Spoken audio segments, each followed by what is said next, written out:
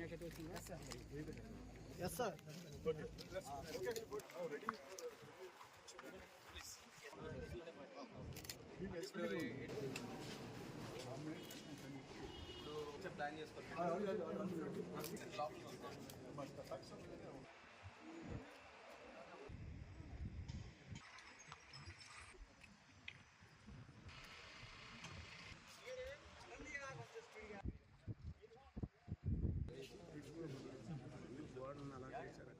చంద్రబాబు నాయుడు గారు కూడా స్పష్టంగా చెప్పారు, జూన్ 26 కల్లా ఇది పూర్తి చేసి అందజేయాలని.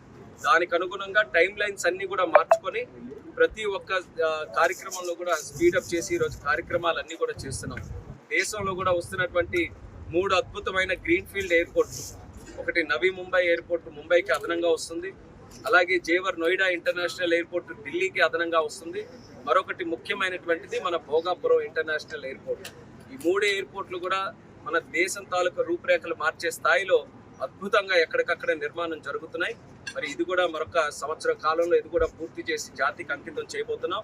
ఇప్పుడే మనం యాక్టివిటీ చూసుకుంటే ఇక్కడ ఎయిర్పోర్ట్ వస్తుంది కాబట్టి మన ఎయిర్పోర్ట్ తాలూకా డెవలపర్సే హోటల్ కూడా ఇక్కడ ఎస్టాబ్లిష్ చేస్తున్నారు. అది కూడా వచ్చే ఓపెనింగ్ టైంలోనే ఆ హోటల్ కూడా తాజ్ వాళ్ళకి అప్పచెప్పడం జరిగింది. తాజ్ సంస్థ ద్వారా ఆ హోటల్ను కూడా రన్ చేస్తారు.